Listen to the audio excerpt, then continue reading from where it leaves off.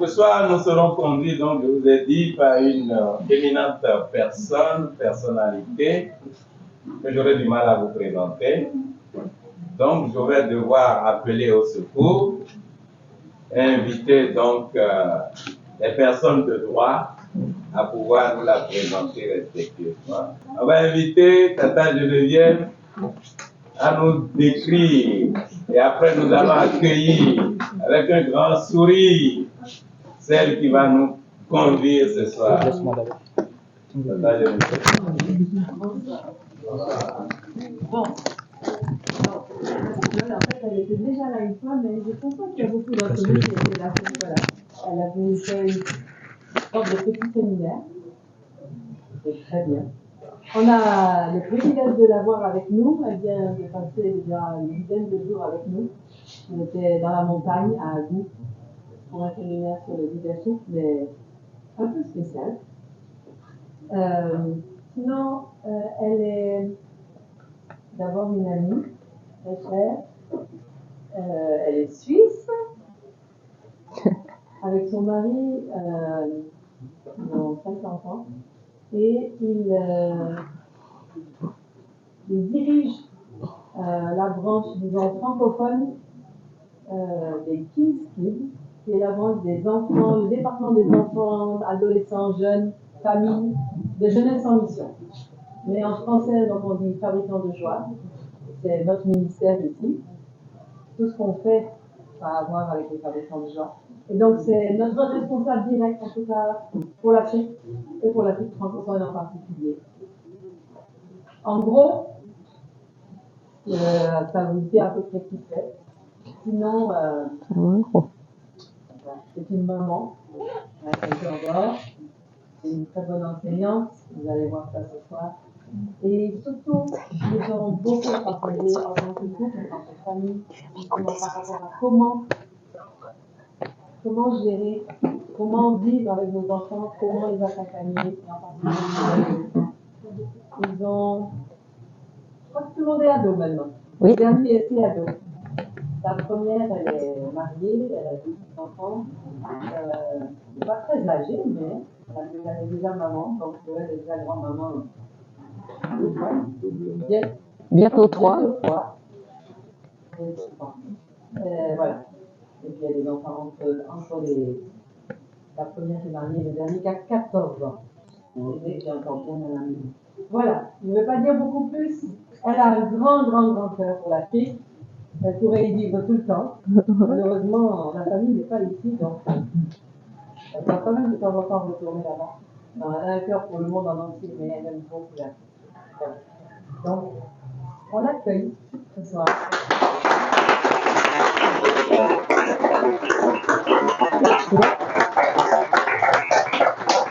Elle a même dit un paille bien rigolé. C'est bien. Ça, tu peux faire au moins. Nous avons donc Maman Joël avec nous. Et nous allons inviter le pasteur Josh à venir prier pour Maman Joël et pour la circonstance particulière qui nous rassemble.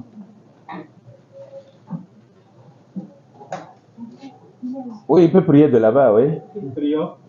Seigneur, nous voulons te rendre grâce pour cette séance d'équipement des parents de Dieu.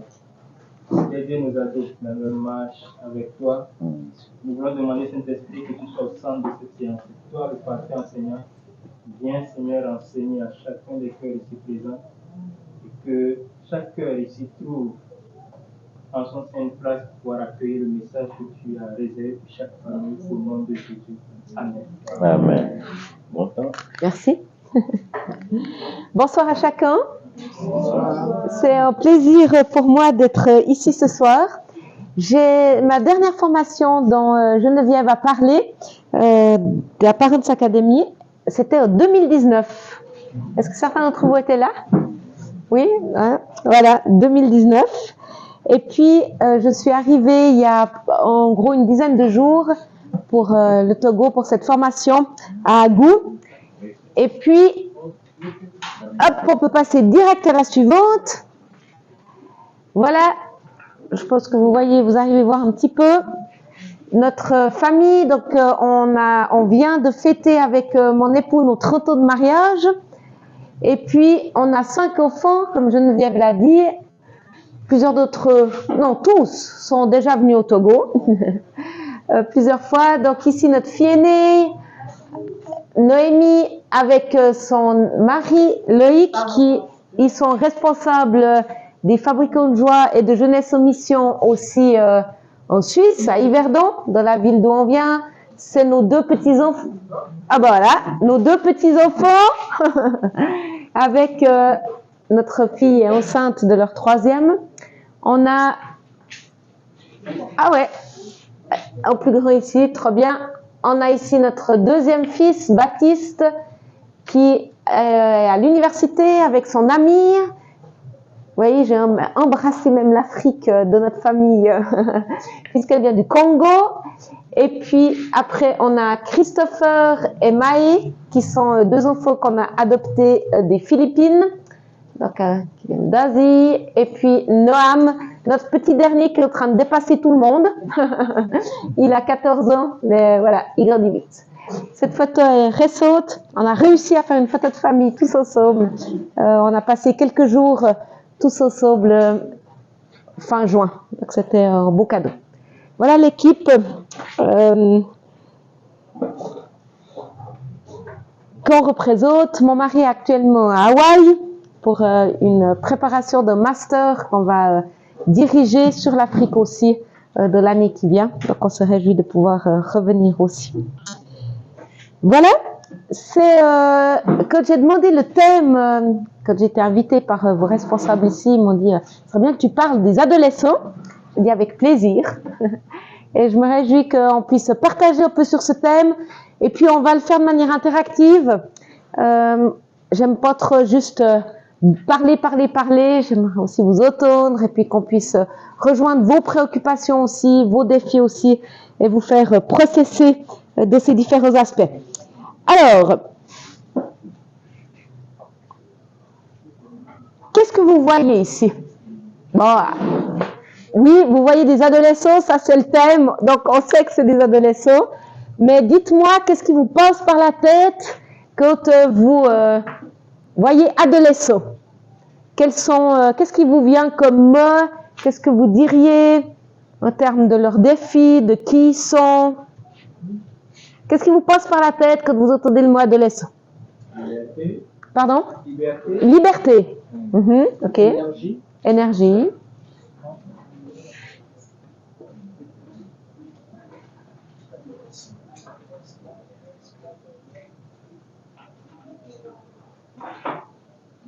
Quoi d'autre?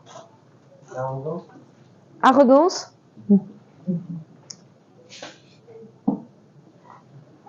Période de crise identitaire. Vous avez entendu période de crise identitaire. Confrontation. Affirmation. Affirmation de soi. La désobéissance. Désobéissance. Découverte. Rébellion, découverte. D'autres choses qui vous viennent aux têtes quand vous pensez à vos adolescents ou des adolescents? Affirmation. Affirmation. Amitié. Amitié. Les amours. Les amours. D'autres choses encore? La joie. Indépendance. L'indépendance, la joie.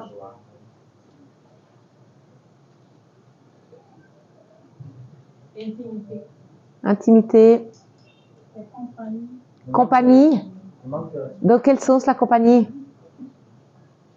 Dans les amitiés. Ouais, ok. Amitié, ouais. Le manque de respect. Manque de respect. Ok. J'imagine que vos adolescents ici sont aussi défiés par tout ce qui est les réseaux sociaux et Internet et que vous avez aussi des gamers bien connus. Tablette, ouais, hein, tout ce qui est la gestion des médias qui est aussi un réel défi de l'adolescence d'aujourd'hui. Hein. Ok. En fait, On a entendu des choses qui sont très mixtes, hein, autant de le très positif que de le plutôt négatif. Et en fait, ce qui est important, c'est qu'on puisse essayer de comprendre finalement dans la perspective chrétienne, parce que c'est ça qui nous intéresse, c'est comment est-ce que Dieu voit les adolescents. Et puis qu'on puisse simplement aligner notre perspective avec celle de Dieu pour être sûr qu'on puisse les former, les entraîner, les voir déjà premièrement de sa manière à lui, pour pouvoir leur permettre de devenir tout ce qu'ils sont appelés à devenir.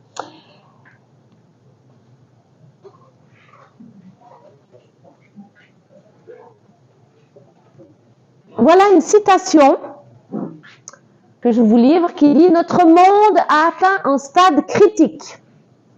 Les enfants n'écoutent plus leurs parents. La fin du monde ne doit pas être très loin. » Une deuxième citation. « Cette jeunesse est pourrie jusqu'au fond du cœur. Les jeunes gens sont malfaisants et paresseux. Ils ne seront jamais comme les jeunes d'autrefois. » La première citation, elle date de 2000 avant Jésus-Christ.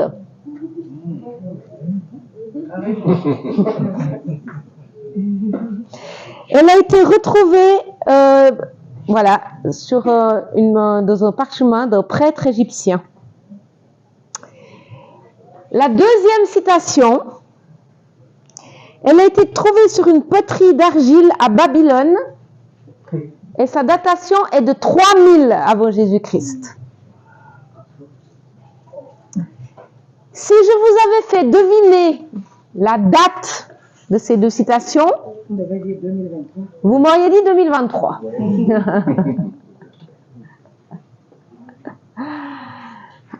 Ça vous fait penser à quelque chose de vos Bibles. Il n'y a rien de nouveau sous le soleil, nous dit l'Ecclésiaste. Complètement, hein. Donc en fait, voilà.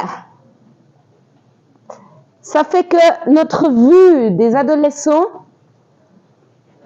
on nous a vu la même chose que nous on voit les adolescents d'aujourd'hui, et l'histoire se répète depuis des millénaires. Parce que moins 3000, on est en 2000, en plus 2000, donc ça fait 5000 ans qu'on voit les adolescents comme ça.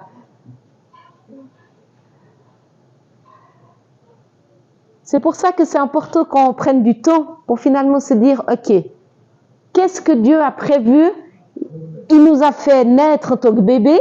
Il aurait très bien pu nous faire arriver sur cette terre en tant qu'adulte, hein. Il est tout puissant, il aurait pu décider que, pof, c'était bien qu'on arrive à 30 ans, tous, sur cette terre. Bon, peut-être pas au travers de la maternité, hein, ça aurait été un peu douloureux, mais il a décidé qu'on vienne en tant que bébé. Donc, cette période de l'adolescence, il l'a créée lui. Cette période de l'adolescence, en fait, elle n'existe pas dans la Bible, hein. Il y a pas, si vous cherchez le mot adolescent, il n'y est pas. D'accord ? On a une vision, comme je l'ai dit, nous, très négative. On dit que c'est l'âge bête. Vous dites aussi ça ici. L'adolescence, c'est l'âge bête. Ou bien, on compare nos adolescents. Il y a quelqu'un avant qui a dit énergique. Mais on trouve aussi l'image de ces ados qui sont un peu des larves, qui bougent plus, qu'on a de la peine à motiver. La Bible les voit différemment. Le mot, comme je vous l'ai dit, adolescent, on ne le trouve pas. Par contre, il y a des mots qui définissent cette période-là. En enfant dans la Bible, donc, avant sa bar mitzvah, donc ce rite de passage, hein, qui fait que à cette époque, et encore maintenant, vous savez que pour créer une assemblée juive, il faut 12 hommes. Et on est considéré comme un homme au moment où on a passé notre bar mitzvah, qui est à l'âge de 12 ans. D'accord? Et on est considéré comme homme. Eh bien, le mot qui est utilisé avant, donc de l'enfant, c'est Nahar. Ce qui est intéressant pour nous ce soir, c'est qu'un enfant, après sa bar mitzvah, le mot utilisé, c'est Baruch. Et ce mot-là, il a une signification. Ce qui, pour nous, maintenant, dans notre contexte, actuel correspond à l'adolescence, hein, 12. Vous savez que l'adolescence, en anglais, on a le mot teenagers, ce qui veut dire tous les âges en teen. Hein. Donc, quand on compte en anglais, on a le 13, 14, 15, 16, 17. Donc, de 13 à 19 ans. D'accord? C'est ce qui est défini au niveau de la nomenclature 13-19. Il s'avère que maintenant, les psychologues ont tendance à allonger l'adolescence plus tard que 19 ans et puis à la faire commencer des fois même un peu plus tôt, vers 11-12 ans. Il semble que cette période finalement s'étende. On a cette tendance à vouloir être adolescent plus tôt que prévu et à couper un peu l'enfance. Hein. Et puis, on a inventé un nouveau terme récemment qui est l'adolescence, qui est en fait, c'est toutes ces jeunes adultes qui sont encore pas autonomes. Donc, on se considère encore pas pleinement comme adultes, mais qui, au terme de l'âge, ont passé les 19 ans, donc qui ont 20, 21, 22, 23, 24, 25, et qui sont encore à la maison beaucoup, qui sont pas mariés, qui sont encore aux études, et on a un nouveau terme qui vient qui s'appelle un mix entre l'adolescence et l'âge adulte, l'adolescence. Voilà. Bref, tout ça pour dire que ce terme barour, ce qui est super intéressant, c'est que sa signification, si on travaille l'étymologie, c'est un jeune guerrier en formation. Et le regard de Dieu sur nos adolescents, c'est ça. C'est un jeune guerrier en formation. Et c'est tellement important qu'on se souvienne de ça et qu'on se dise, tous nos adolescents, quand on les voit, c'est ça qu'on doit voir. On va former différemment quelqu'un qu'on voit comme un jeune guerrier en formation que quelqu'un qu'on voit comme rebelle, une larve, indiscipliné et qui est en train de mettre à mal notre monde et qui est en crise. Vous réalisez bien que là, on a besoin de nos têtes, de petits changements de paradigme. Hein? On a besoin d'avoir cette compréhension divine. Si on poursuit un peu dans toute cette notion biblique, ce jeune guerrier en formation, comment ça se passait? Il n'allait pas s'asseoir dans une salle de classe où on lui enseignait comment se battre, où on lui enseignait ce que ça voulait dire d'être un guerrier. Il devenait un porteur d'armes. Hein, c'est comme ça qu'on le définit dans la Bible, dans l'Ancien Testament. Il se collait à un héros, d'accord, et il portait ses armes. Et en fait, il se collait à lui dans son quotidien et il l'apprenait à ses côtés. Et dans la Bible, il y a plusieurs fois mention de ces porteurs d'armes. Ici, dans Juge 9, 54, aussitôt il appela le jeune homme qui portait ses armes et il lui dit « Dégaine ton épée, donne-moi la mort ». Dans Juge, hein, c'est Josué. Sinon, on dira de moi, c'est une femme qui l'a tué. Ce qui n'allait pas aller du tout. Il a dit, le jeune homme le transperça et il mourut. Voilà, c'est un exemple. Voilà. Mais il y a ce porteur d'armes qui est loyal. Et ça, c'est pas seulement une formation dans le fait de savoir porter des armes, d'apprendre à les manier, mais qui est loyal, qui est fidèle, qui est collé finalement à son héros et qui lui obéit jusqu'à le tuer. Hein. Alors là, on est de l'extrême. Hein.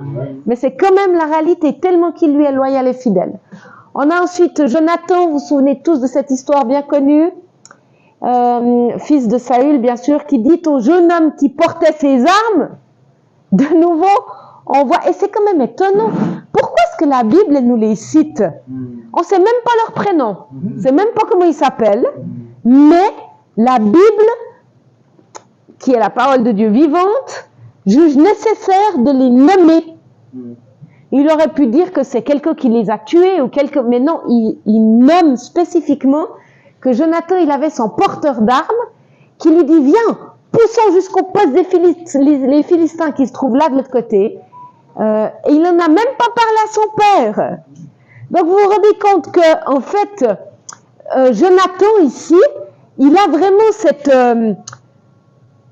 cet ami, je ne sais pas trop comment le décrire d'autre, qui est là, qui apprend à ses côtés, qui vit à son quotidien. Si il est parti avec lui vers ce poste des Philistins, il a dû lui faire confiance. Ils ont dû gravir, vous vous souvenez, hein, c'était un peu de les hauteurs, ils ont dû gravir cette colline, ils ont sué ensemble, ils ont dû manger ensemble, ils ont dû se protéger ensemble. Ce porteur d'armes, il a pris des risques, hein, parce qu'il aurait pu être tué facilement aussi. Donc il y a vraiment cette vie partagée en fait. Et je crois que c'est une clé pour l'accompagnement de nos ados qui ont besoin de se coller à nous. Et ça va dans les deux sens. Je crois que c'est à nous d'inviter ces plus jeunes à se dire « Hé, viens à mes côtés, viens !» Et on va réfléchir après, parce qu'on n'a plus tellement besoin actuellement de porteurs d'armes. Hein? Mais ce que la Bible nous enseigne, c'est important qu'on l'actualise pour notre quotidien. Donc moi c'est ce qui m'intéresse en fait. Hein. C'est de me dire comment est-ce que la Bible, elle me parle pour moi aujourd'hui. Ce principe du porteur d'armes, ça veut dire quoi pour moi, Joël, femme, en 2023? Comment est-ce que je m'approprie ça dans mon quotidien? Et vous, dans votre réalité, ça veut dire quoi? On vous donnera l'occasion d'y réfléchir au petit moment. On a ce troisième exemple, il y en a d'autres. Hein. Saül dit alors à son porteur d'armes, il y en avait aussi un, tire ton épée et transperce-moi. On retrouve un peu le même texte dessus. Sinon, ce seront ces incirconcis qui viendront le faire et me feront subir leur mauvais traitement. Alors là, le porteur d'armes, il réagit différemment parce qu'il dit non. Ne voulut pas le tuer car il était rempli de peur. Alors Saül prit son épée et se jeta dessus, donc il s'est suicidé. Donc Saül, voilà. Bon, c'est l'histoire, on va pas, c'est pas le sujet d'essayer de comprendre ces histoires maintenant. Mais j'aimerais qu'on puisse prendre un petit moment par groupe, que vous vous mettiez par 3. Vous pouvez bien sûr déplacer vos chaises, c'est facile. J'aimerais que vous preniez du temps pour partager un peu ces questions parce qu'elles sont importantes pour la suite. Premièrement, je vous l'ai dit, c'est l'adolescence, c'est un partage d'expériences, on vit des choses. Donc si vous pouvez partager vos propres expériences et des rencontres marquantes de votre adolescence. Autant, qu'est-ce que vous avez vécu entre 13 et 19 ans à peu près, ça peut être entre 12 et 20, hein, on n'est pas, qui vous ont marqué. Essayez de vous souvenir quels sont ces événements marquants et puis, ou des rencontres marquantes. Vous avez tout à coup rencontré quelqu'un qui vous a marqué à cette période-là, positivement ou négativement. Hein. J'espère que vous en avez plus de positif que de négatif. Mais voilà. Vous verrez pourquoi plus tard dans l'enseignement. Une autre question, avez-vous du plaisir à être en contact, en relation avec vos adolescents ou des adolescents? Pourquoi pas? Et qu'est-ce qui vous défie le plus dans votre relation aux adolescents aujourd'hui? À vos adolescents qui habitent votre foyer ou bien à ceux que vous côtoyez? Et puis, de quelle manière pourriez-vous tirer profit de ce principe du porteur d'armes dans la formation des adolescents? Qu'est-ce que ça veut dire, si je la formule? Ça veut dire quoi pour vous aujourd'hui, ce principe du porteur d'armes qui est biblique? Vraiment pratiquement. Ça vous va? Je vous laisse en tout cas un quart d'heure. Ouais. Pour vous mettre par 3 et puis allez-y, partagez. Pas plus que 3 parce que après on sait qu'il y en a toujours un qui reste silencieux. Donc mettez-vous par 3.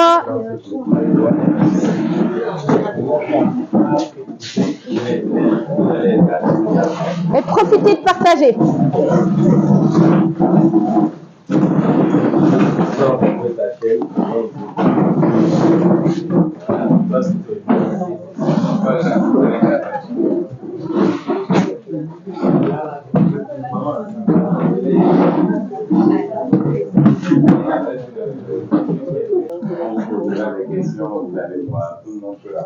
C'est ça. Pas besoin de désigner un rapporteur.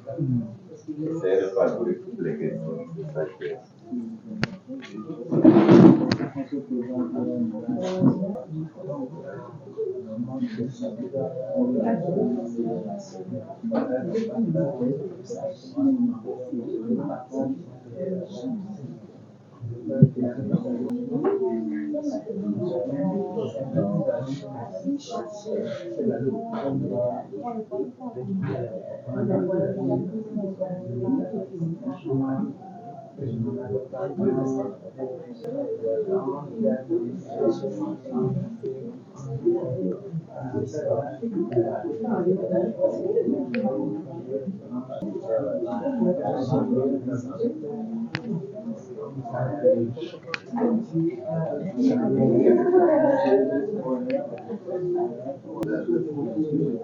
tous les groupes parlent encore. Mais je vais quand même vous interrompre.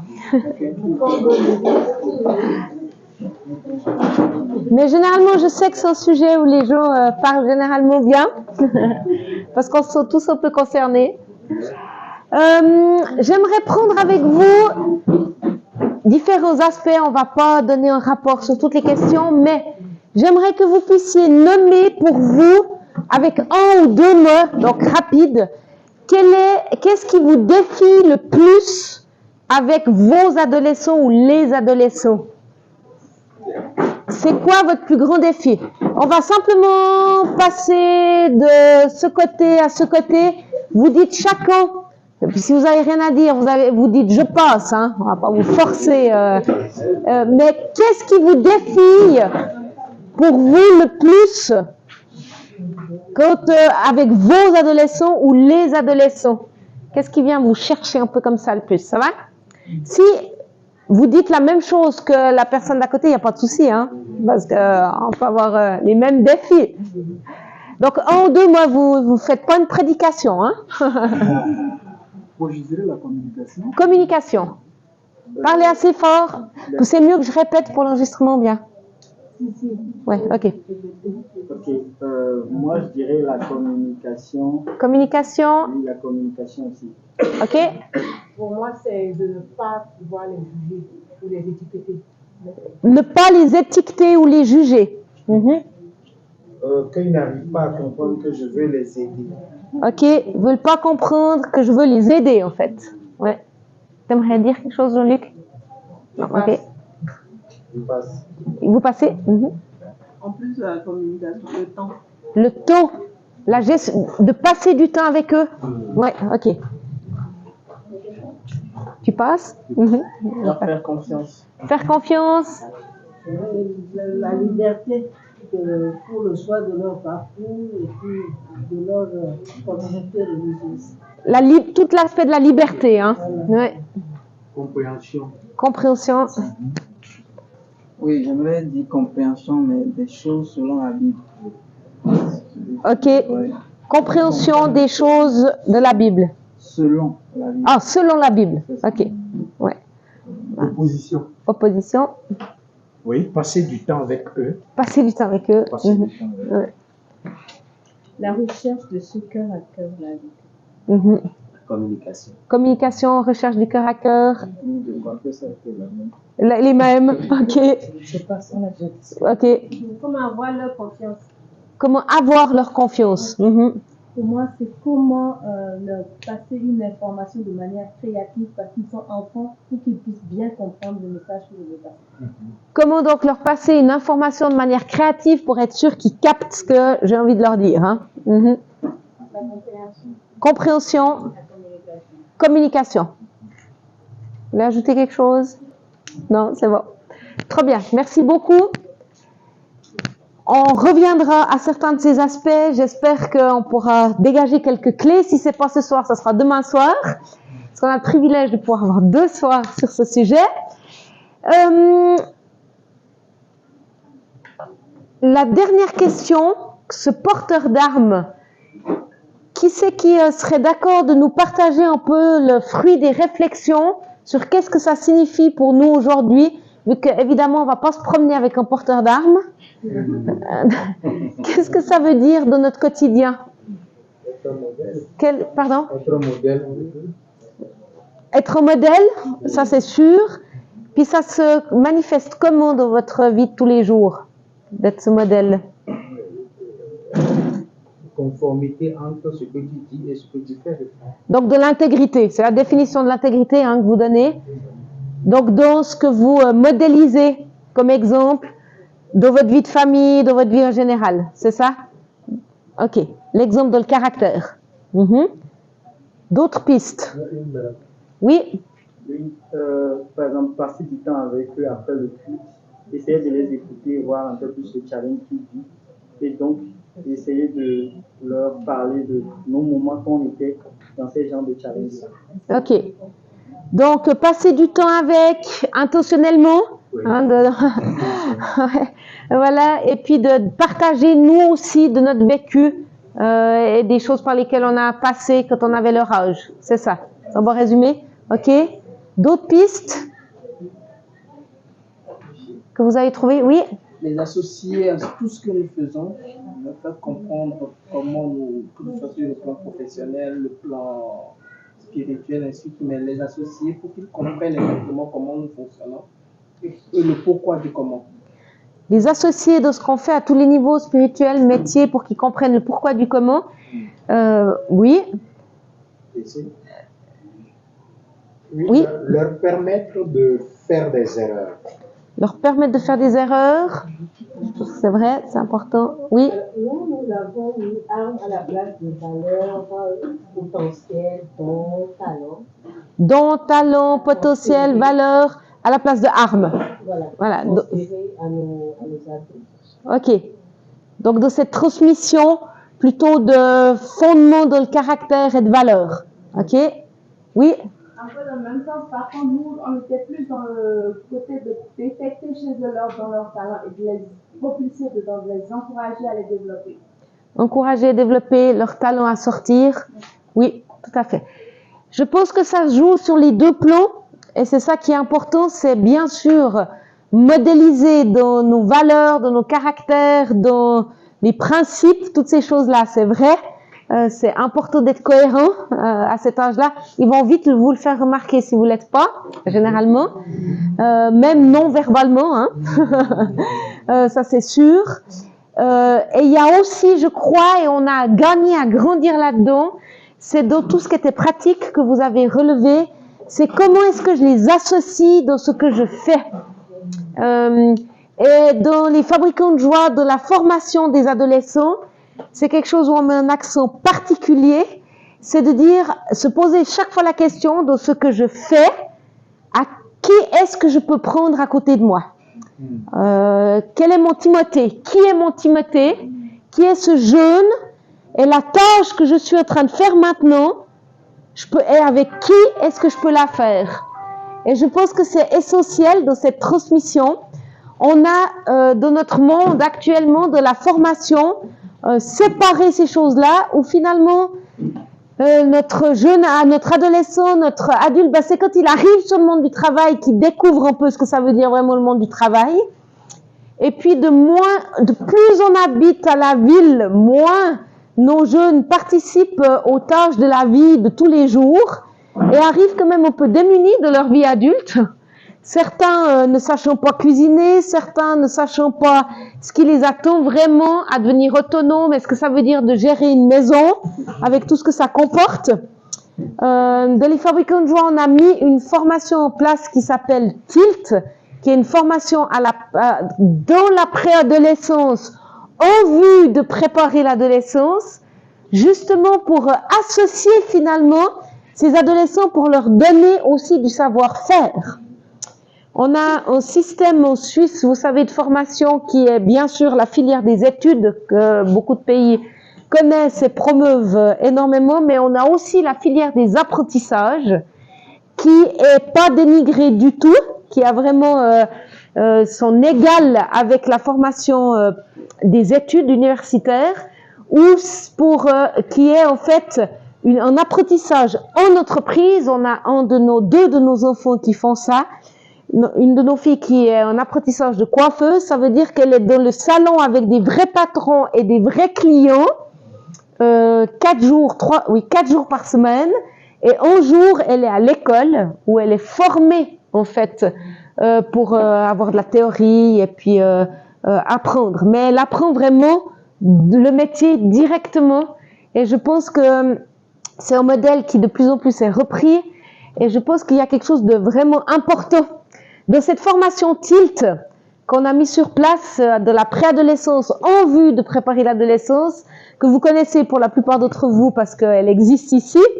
On a 1 heure à chaque fois de pratique où on veut transmettre, et c'est de manière intentionnelle qu'on transmet ces choses qui normalement devraient se transmettre de la famille normalement, mais dans notre train de vie actuel, et surtout si on est en ville, eh bien, de moins en moins, nos enfants participent à ces choses quotidiennes qui sont tellement importantes, où on les prend avec nous, où ils apprennent à cuisiner, où ils apprennent à changer une roue, où ils apprennent à prendre soin d'eux-mêmes, où ils apprennent à coudre, où ils apprennent en fait toutes ces choses-là de la vie de tous les jours. Et je me souviendrai toujours, dans un des premiers tilts qu'on a fait en Suisse, pour nettoyer les sols, on utilise souvent des aspirateurs, et puis il y a un cordon à l'aspirateur, mais ce cordon de l'aspirateur, il s'enroule, puis en fait on le voit pas, il faut le tirer. Hein. Eh ben, on avait un groupe, c'est véridique ce que je vous raconte, hein, j'avais quoi, 5 gars, préados, qui tournaient autour de l'aspirateur, puis qui étaient là. Je suis sûre qu'il y a quelque chose qui doit sortir parce qu'on doit le brancher à l'électricité. Et ils tournaient autour de l'aspirateur, vous êtes là. Mais je sais pas, comment est-ce qu'on va faire ça? Mais je te promets, il y a un fil qui doit sortir à quelque part. En fait, ils n'avaient jamais branché un aspirateur, en fait.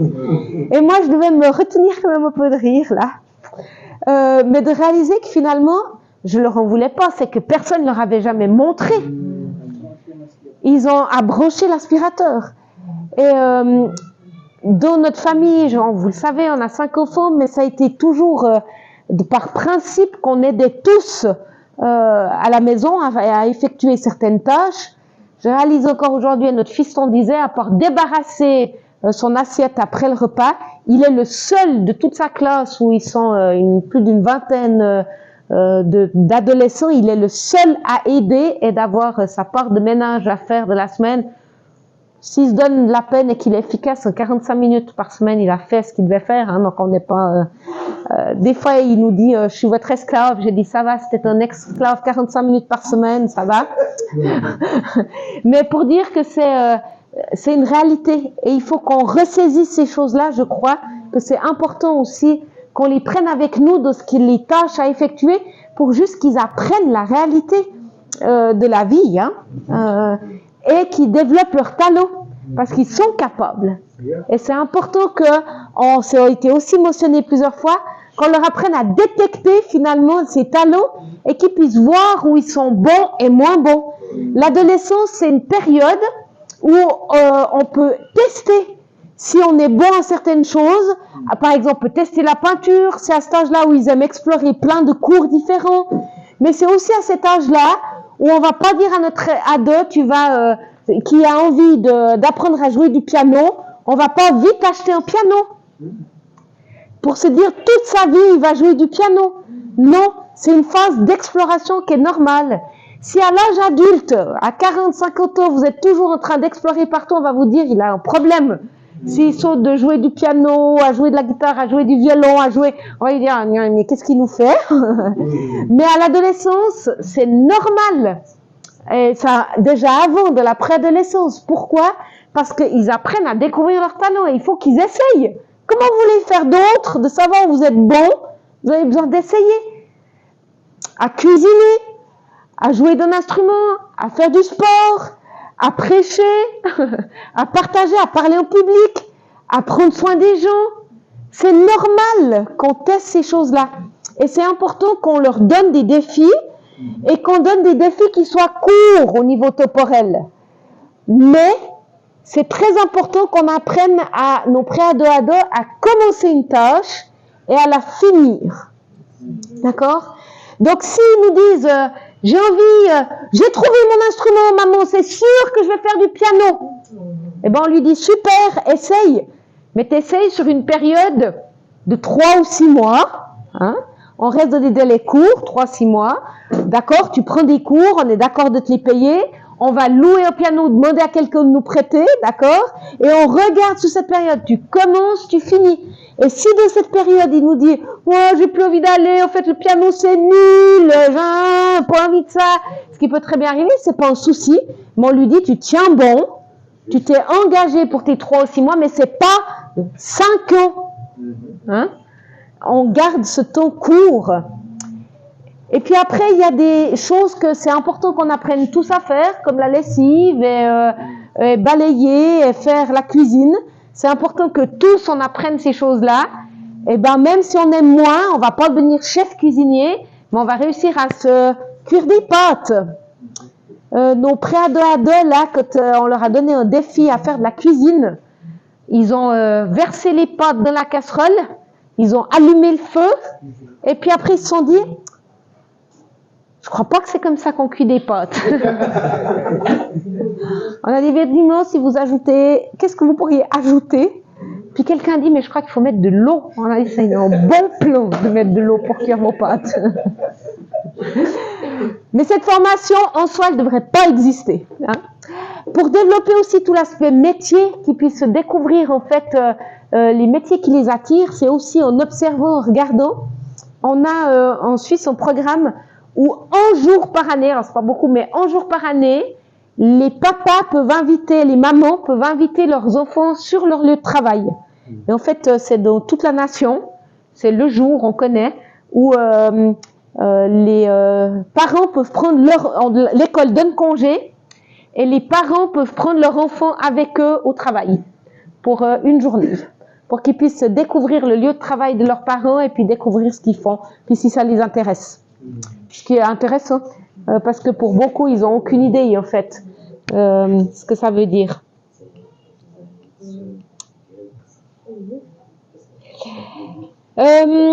D'autres choses sur ce porteur d'armes que vous avez identifié, ou bien on a un peu fait le tour?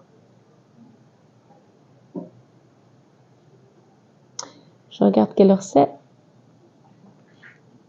Hop, ok.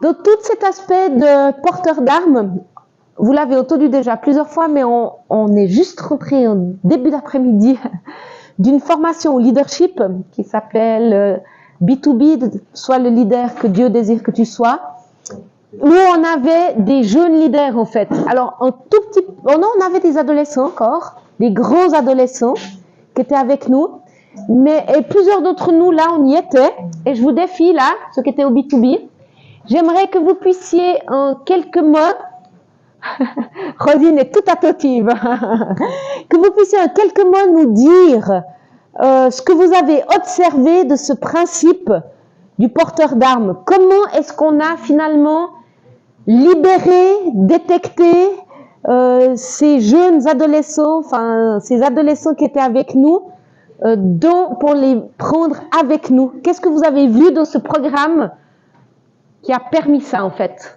Ça vous va? Vous comprenez la question?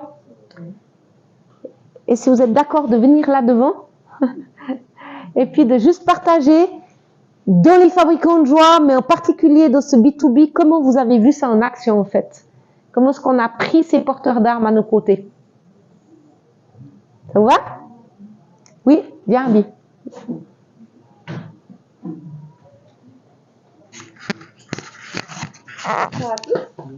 Je te donne comme ça, tu peux le tenir. Ça, je n'ai pas besoin de répéter. Il y a un principe, par exemple, dans le fait de détecter, d'encourager, d'accompagner dans les dons des jeunes ados, où on a eu des soirs où il fallait faire de la décoration pour une activité spéciale, par exemple, et puis on avait une équipe de staff et une équipe de participants, forcément, dont je faisais partie. Par contre, là, le staff savait que dans les participants qui étaient présents, il y avait des personnes qui avaient le don, la capacité, l'habileté pour faire la décoration, par exemple, plutôt que de se dire, bon, c'est nous le staff, c'est nous on doit organiser, c'est nous on doit faire un truc pour eux. Ils ont pris avec ces jeunes personnes, ils ont pris avec ces jeunes gens pour dire, écoutez, là, la prochaine activité, on aura besoin de ci, de ci, de ça. Voulez-vous bien vous occuper de la décoration? Et c'est vraiment, ils ont non seulement demandé, mais en plus, ils ont libéré dans le fait de faire pleinement comme ils voulaient. On avait du matériel disponible.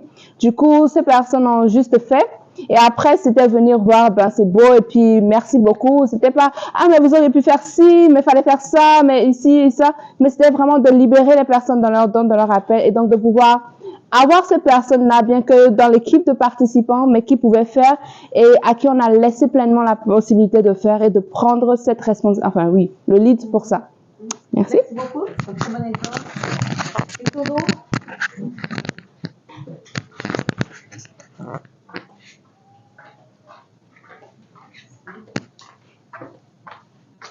Comment je le tiens? Ok. Disons, pendant ce programme, moi, un exemple que j'ai vu qui m'a beaucoup marqué, c'était lors d'un atelier où, disons, on devrait se mettre en cercle et disons, on avait 2 cercles. Un premier cercle et puis après un autre cercle à l'extérieur. Et tout le monde devrait, à un certain moment, au fait, prophétiser, dire, au fait, fermer les yeux et demander à Dieu qu'est-ce que tu as pour la personne qui est derrière moi. Et on a vu des ados, mais s'exprimer, mais recevoir des choses vraies pour des personnes. Et je me souviens, à la sortie, il y a une qui était tellement contente. Je dis, mais tu es contente? Puis elle me dit, ah ouais, mais c'est trop cool. C'est pas les longues prières de 1 heure, mais là, j'ai vraiment eu du plaisir et j'ai reçu beaucoup de choses pour des gens et je me rends compte, ça, il faut qu'on fasse. Il faut qu'on continue dans nos églises. Et moi, ça m'a vraiment encouragée parce que ça a permis à ces jeunes, au fait, comment dirais-je, d'être plus attentive à Dieu et de se rendre compte qu'au fait, Dieu peut leur parler et Dieu peut les utiliser pour bénir un adulte. Donc voilà, merci. Merci beaucoup. Super. Quelqu'un d'autre qui aimerait encore donner un retour de ce qu'il a observé? C'est vrai. Oui, non. Oui?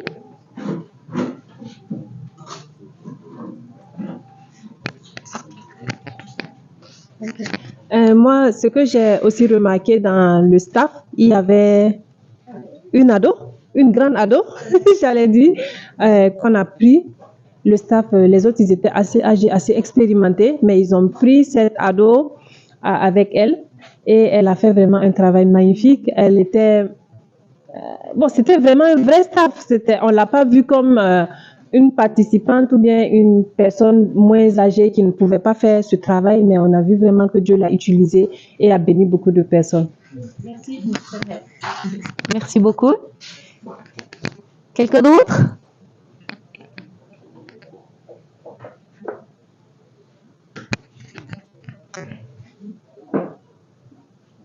Si ce n'est pas le cas, tu veux redire quelque chose? Bien. Bien.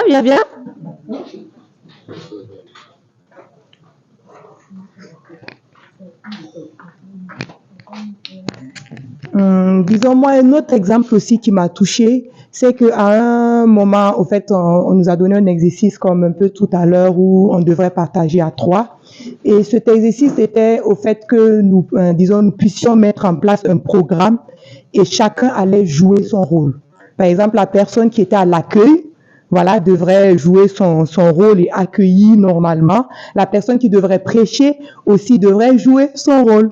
Et disons, à un moment, au fait, j'étais sortie pour aller chercher, parce que moi, j'étais au niveau de la parole. Et quand je suis sortie, au fait, j'ai vu des jeunes ados, au fait, qui avaient la responsabilité de prêcher. Et je les voyais avec leur Bible, ils étaient concentrés avec leur calepin, et j'entendais d'autres dire, ah ouais, les pasteurs. Et disons, ils étaient en train de sourire, et j'imagine qu'ils ont réussi leur exercice, et ça permet au fait de les aider à découvrir leur talent. Je suis sûre qu'il y en a qui vont, disons, après cet exercice, se sentir à l'aise de parler ou même de partager ce qu'ils ont reçu de Dieu. Donc voilà, c'était vraiment magnifique. Merci beaucoup. C'est vrai, ils ont du potentiel et c'est important de leur laisser de l'espace. Si, tu voulais dire quelque chose? Si on s'intéresse un petit peu plus au développement des adolescents et qu'est-ce qui se passe vraiment à cet âge-là, si on comprend un peu mieux, ça va nous permettre non seulement nous de bien nous positionner et des fois de prendre un peu de recul nécessaire, et puis ça va nous permettre aussi de leur transmettre à eux ce qui se passe. On a un premier changement qui se passe au niveau physique. Vous le savez, un adolescent, tout à coup, il a son corps qui se transforme. C'est quelque chose qu'on appelle la puberté. Et puis, elle arrive à peu près, la tendance générale est à descendre au fil des années. On dit au plus tôt, hein, en gros vers 9 ans chez les filles, ça peut arriver, et plutôt 11 ans chez les garçons. Il y a des changements physiques marqués, accélérés. Hein, il y a la voix qui mue pour les garçons. Non, notre fils, il a plein de dos. Il se reconnaît pas. Ce qui n'est pas un très bon plan d'ailleurs de faire chanter en groupe de garçons adolescents. C'est pas la meilleure des périodes. Ils peuvent apprendre à exprimer leur louange autrement. Mais il y a des poils qui poussent, il y a plein de changements dans le corps. Moi, je me souviens toujours de spécialement nos fistons qui a fait une poussée très rapide, qui a passé vraiment, qui a fait ce qu'on dit un pic de croissance. Il se tapait partout. Il se tapait aux portes, il se tapait il a dû se réapproprier ce corps, en fait, qui changeait. Et puis, c'est pas tout simple. C'est pas tout simple de voir que on se regarde dans le miroir un matin pour se dire c'est vraiment moi, parce qu'il y a plein de choses qui changent en fait physiquement et c'est pas tout simple. On a des changements de taille, de poids, de proportion, enfin voilà. Et puis on doit faire ce travail. Vous verrez qu'il y a plein de choses qui se passent à l'adolescence à l'intérieur. Il y a ce travail d'intégration de ce nouveau corps que je dois m'apprivoiser. Sans citer que certains d'entre nous, on peut se retrouver avec tout plein de boutons hein, sur le visage et un peu partout. Et franchement, c'est pas drôle à gérer ça quand on est en pleine période où on cherche son identité et qu'on se trouve couvert d'acné. Voilà, pas tout simple du tout.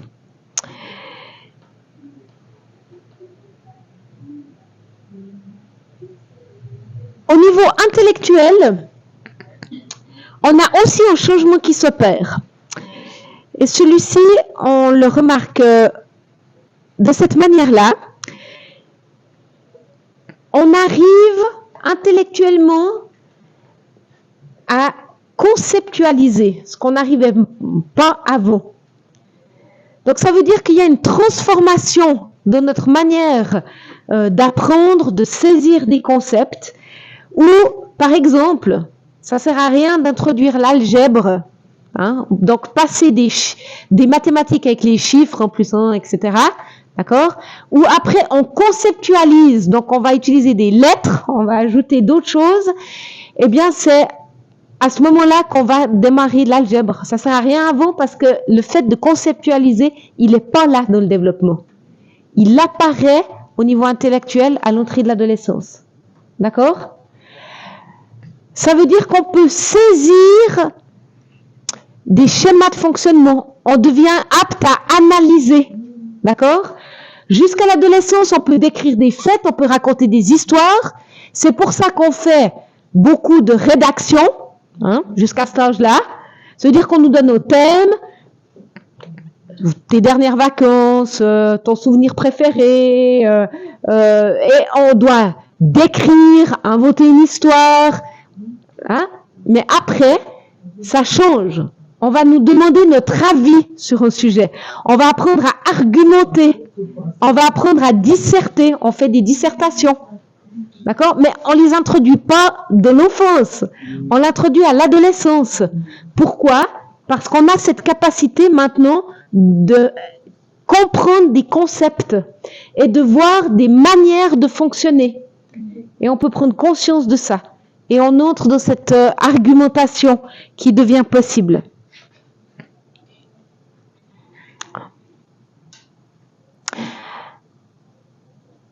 On a des nouvelles capacités. On arrive aussi de prendre du recul par rapport au monde et de l'observer et de se dire « Ah, c'est comme ça que ça fonctionne !» Tandis qu'avant, on vivait.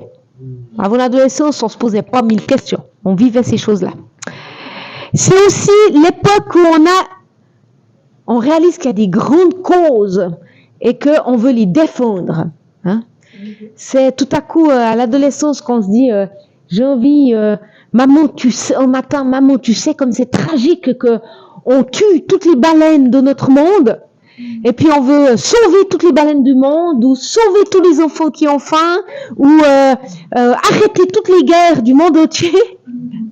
On devient ces défenseurs du monde. Et pour nous, en tant qu'adultes, c'est important que on accueille ces choses-là, en sachant très bien que, évidemment, que ça va pas se passer de la manière dont ils l'imaginent, mais en même temps, c'est important qu'on ne casse pas cet élan. Parce qu'il y a une force à l'intérieur qu'on a envie de changer le monde et en tant que chrétien, on est appelé exactement à ça. Hein. Donc, il ne faut pas qu'on dise « calme-toi s'il te plaît ». Tu verras quand tu seras adulte. Tu ne vas pas pouvoir faire tout ça. Et puis, on éteint cet enthousiasme. Mais non, ce n'est pas le bon plan.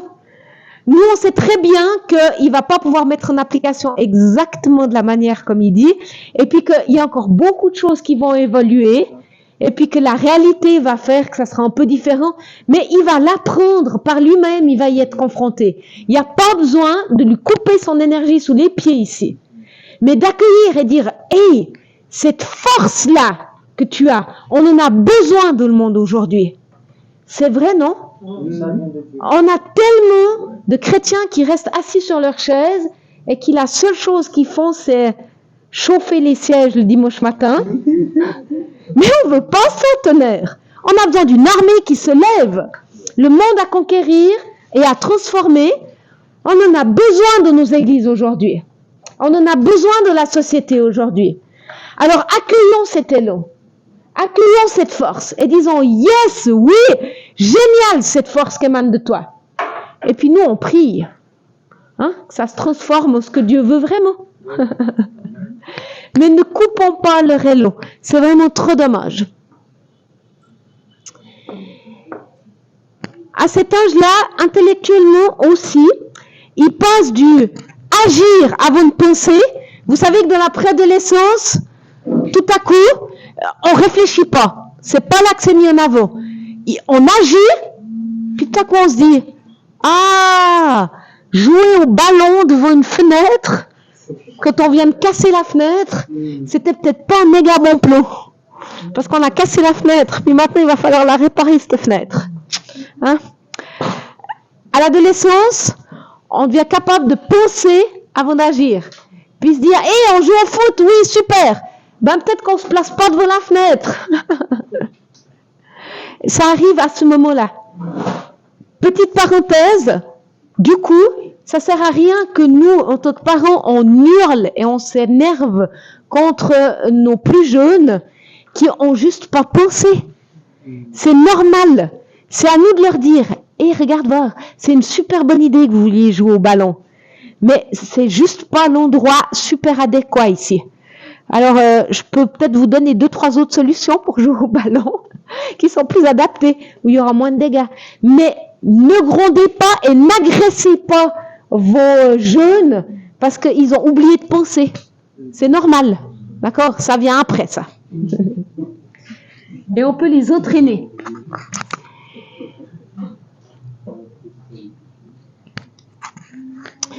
Psychologiquement, on a aussi un changement qui arrive. On a un changement de perspective. Et tout à coup, alors qu'on a toujours été acteur de tout ce qui nous arrivait, et puis qu'on ne s'est pas posé tellement d'autres questions, on a embrassé la vie, et on a été acteur de notre vie, tout à coup, on a cette faculté qui est liée à la fonction, à l'intellectuel, hein. On arrive à se placer en observateur. Puis se dire, tiens, j'ai réagi comme ça dans cette situation-là. Donc on arrive à prendre du recul psychologiquement, puis se dire, d'accord, ça veut dire que je peux finalement m'observer moi-même et prendre du recul sur les situations. Et puis aussi réaliser à ce moment-là que j'ai le choix de réagir autrement. D'accord? Donc du coup, ça provoque plein de questionnements. Pourquoi lui, il réagit comme ça? Et puis vous voyez de ces adolescents qui, dans un groupe, sont tous silencieux et observent, parce qu'ils sont en train d'analyser ce qui se passe. Qu'un enfant, il ne fait pas. Si un enfant, il est silencieux, c'est pas parce qu'il est en train d'analyser. C'est soit qu'il est fatigué, soit qu'il est en train de faire autre chose dans sa tête, mais en pré-ado, il est en train de prendre du recul et il voit ce qui se passe. Il peut observer et prendre ce recul. Il y a ce changement de perspective. C'est aussi l'heure des jugements sans nuance. D'accord? Donc, il réalise qu'il a un pouvoir de pouvoir juger, de pouvoir émettre un avis. Et puis, en fait, il a envie d'émettre un avis et qu'on l'entende. D'accord? Un adolescent, il a envie de... C'est très tranché, c'est pas très nuancé. D'accord? C'est blanc ou noir. Et il va vous dire ce qu'il pense. Et puis, en fait, il va raffoler de faire ça. Et il y a un peu de provocation derrière parce qu'il veut voir comment vous réagissez. Mais ça fait partie de son développement. Qu'est-ce qu'il est en train de faire? Il est en train de tester, en fait, ses valeurs. Et il est en train de voir que les valeurs que vous lui avez inculquées dans la famille, ben, il y a d'autres gens qui vivent pas avec les mêmes. Donc, finalement, c'est lesquelles les bonnes?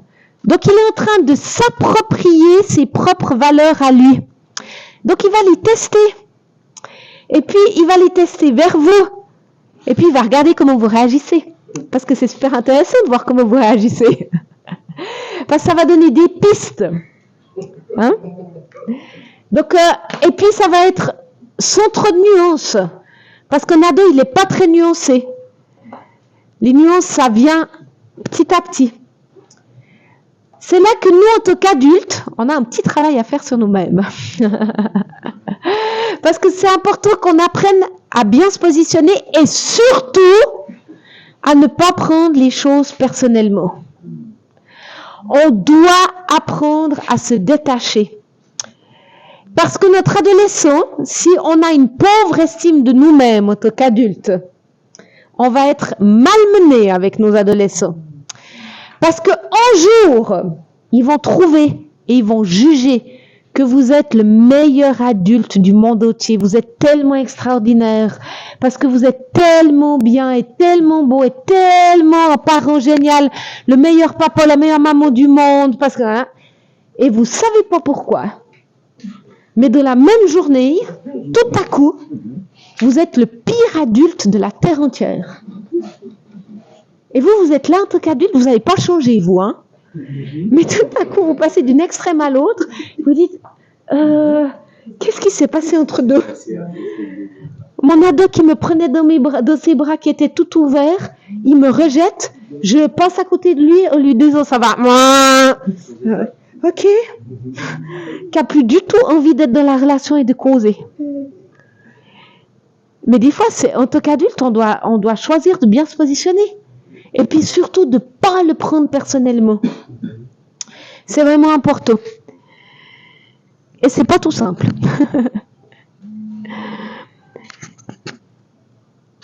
Un ado, il apprend à faire le deuil de l'image qu'il avait de ses parents. Tout petit, vous savez que vous étiez le papa le plus extraordinaire, le plus fort. Vous battiez tous les autres papas du monde entier parce que vous étiez le plus fort. Un autre de l'adolescence, il réalise bien vos faiblesses, il les a vues, il a vécu avec vous. Et puis, il réalise qu'il en a aussi. Puis ça, c'est pas très bien parce qu'on n'aime pas trop être confronté à ses limitations. Et puis, il doit gérer tout ça, cet ado. Et puis, de réaliser finalement que vous n'êtes plus cet homme incroyable, tout puissant, cette femme incroyable, toute puissante. Puis lui non plus. Et puis, il doit apprendre à gérer ça. Il y a autre chose qui se passe aussi, c'est que maintenant, l'adolescent, au niveau psychologique, il peut gérer la distance avec vous. Avant, avec votre enfant plus petit, c'est vous qui décidez quand vous voulez jouer avec lui, quand vous voulez entrer en relation avec lui. L'ado, il réalise qu'il a du pouvoir maintenant avec ça. C'est-à-dire qu'il peut régler la distance avec vous. Il peut décider quand il est très proche, puis il peut décider quand il ne veut pas de vous.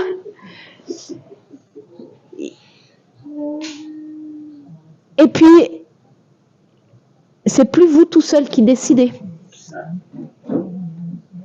Et puis ça, des fois, on est un peu bousculé, nous, en tant que parents.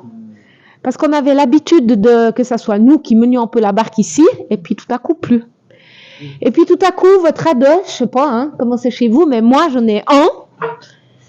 Quand j'arrive vers la fin de ma journée, 23 heures, où je me dis, yes, j'arrive au bout, je vais pouvoir bientôt aller me coucher, c'est là qu'il débarque. Et lui, il a tout le temps. Et puis, il a envie de partager, et il est ouvert à ce moment-là. Et si là, je me ferme en disant, en regardant ma montre, j'ai pas besoin de me fermer plus que ça, mais juste de regarder ma montre, c'est fini. Et il va plus partager. Parce que maintenant, il a le pouvoir de ça. Donc, il va dire, t'es pas disponible pour moi maintenant? Eh ben, tant pis pour toi. Alors, il ne verbalisera pas comme ça, mais physiquement, et il part. Eh ben, c'est loupé, Ce qu'il voulait me partager, cette relation de cœur à cœur, je l'aurais pas. C'est loupé pour moi. Et c'est à là de nous de prendre sur nous, de dire, le Seigneur en donne, le Seigneur renouvelle, je prie pour que mes heures de sommeil comptent double. Mais il y a cette réouverture, et moi je sais qu'à certains moments, je dois choisir rapidement, en une fraction de seconde, de me dire, c'est bon Joël, saisis ce moment qui est important, et puis je m'ouvre en disant, viens, on va prendre et raconte-moi ce que tu as envie de me raconter. Moi, je préférerais un autre moment de la journée. Mais voilà, oui. Voilà. Et on va couvrir ces 5 changements aujourd'hui. Au niveau émotif, les émotions, elles sont d'une grande instabilité. Pourquoi?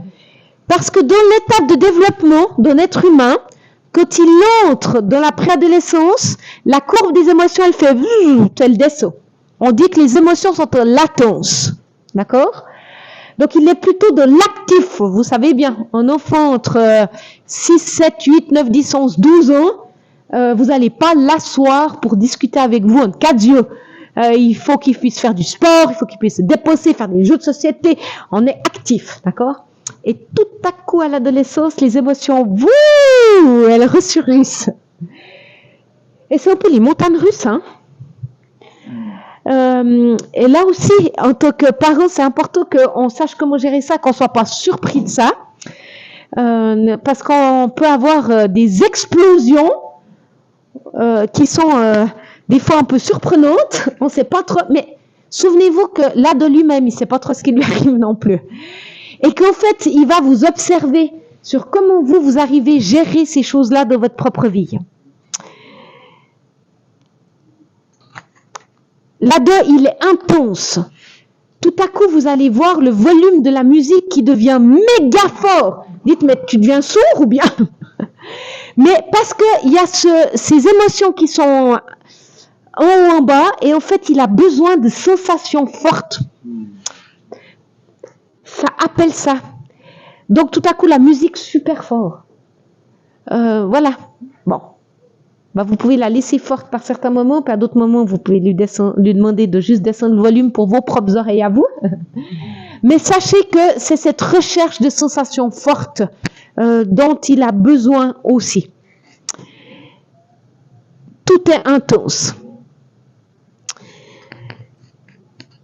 Au niveau social, il y a ce besoin d'appartenir à un groupe. Et c'est important qu'on encourage nos ados à se trouver des amitiés. Et vous savez que le choix d'amis est primordial. Vous choisissez les bons amis, c'est tellement important. Parce que si on choisit les mauvais amis avec les influences négatives, on peut perdre littéralement notre adolescent. C'est au moment en tant que parents et ceux qui travaillons avec les adolescents, c'est important qu'on crée un groupe et qu'on favorise, surtout dans nos églises, ces endroits où nos adolescents vont pouvoir être bien et se sentir aimés et appartenir à ce groupe. Ils ont besoin, d'accord? Et c'est important. Et la famille ne suffit plus. Donc, ne cherchez pas à tout prix à garder vos ados à la maison pour être sûr qu'ils ne fassent pas de bêtises. C'est le meilleur plan pour qu'ils en fassent. Mais c'est important de leur offrir un cadre et d'encourager à trouver des amitiés. Et chers parents, si ça vous coûte de l'essence, si ça vous coûte de les amener à un endroit, vous savez quoi? Bénissez le Seigneur, parce que quand vous les conduisez en voiture, ils vont pas sortir hors de la voiture parce qu'ils ont besoin que vous les ameniez. Et c'est des temps privilégiés que vous avez avec eux. Et moi, j'aime aller les rechercher au groupe de jeunes, même si c'est tard de la nuit et que j'aimerais dormir, mais je sais que c'est des temps privilégiés avec mes enfants. Et ces trajets en voiture, c'est des temps où ils sont là, et c'est des temps que j'investis, et ça durera pas. C'est pas toute la vie que vous allez aller les rechercher, les amener. Mais prenez-les comme des temps privilégiés avec vos enfants. Et investissez. Oui, ça coûte. Mais être parent, ça coûte, hein. Voilà, c'est un peu... voilà. Mais ça vaut la peine pour qu'ils puissent trouver ce groupe d'appartenance. Je finirai avec vous en disant que il y a beaucoup de choses qui sont en chantier dans l'adolescence. Françoise Dolto, qui est une grande psychologue et qui a travaillé sur l'adolescence, elle dit qu'un adolescent ressemble à un homard. Et un homard, à un moment donné, il perd sa carapace pour pouvoir grandir. Et qu'en fait, l'adolescence, c'est ça. C'est cette période où le homard, il a plus sa carapace et du coup, il est très vulnérable. Et on doit se souvenir de ça, qu'il doit se construire, se réapprivoiser et qu'il est d'une extrême vulnérabilité, en fait. Et derrière ces airs de très très fort, on a un être qui est en train d'être chamboulé dans tous les aspects de sa vie. On va s'arrêter là pour ce soir. On poursuivra bien sûr demain sur différents aspects, dont les défis que vous avez relevés. Merci beaucoup. Merci.